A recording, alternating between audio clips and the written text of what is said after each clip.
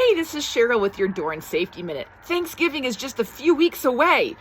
And what are we going to have? Deep fried turkey. This means of cooking has really gained some popularity over the last few years. Have you had one? They're actually really good. However, this delicacy does come with some very scary risks. According to the National Fire Protection Association, an estimated 5 deaths, 60 injuries, and well over $15 million of damage occurs every year due to mishaps with frying your turkey.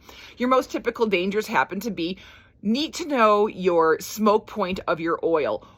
Oil of any kind, and they all have different smoke points. This is where things tend to catch on fire when it's up too high. So we will include a list at the end of this where you know what your actual oil smoke point happens to be.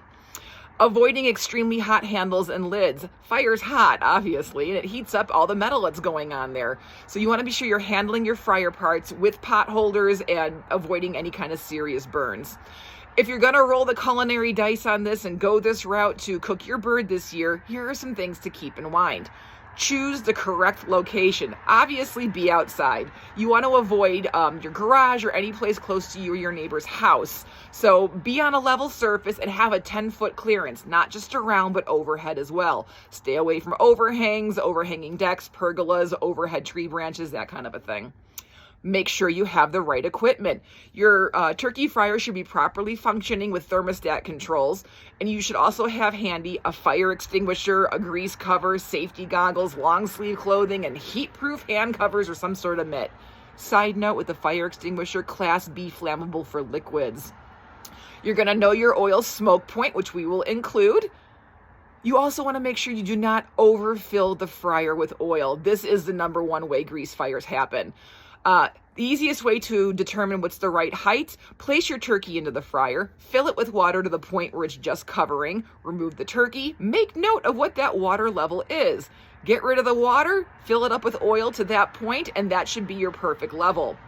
Never, ever, ever fry an unthawed turkey. You want to make sure it is completely defrosted. Partially frozen turkeys in a deep fryer is a quick way to have a boil over and then some sort of explosion. Obviously, don't leave your fryer unattended. You're going to be keeping an eye on your smoke point for your oil, and you also need to be policing curious children and pets because I'm sure this smells delicious. Lastly, when your bird is done, never rush when you're removing it from the oil. Do things quickly or do things slowly, because quickly things can leak out, splash, cause a fire or a burn. It's risky to prepare your turkey this way, but done correctly and safely, it's a great way to have a beautiful bird at the end of all of this. So enjoy your deep fried turkey this season, and happy Thanksgiving.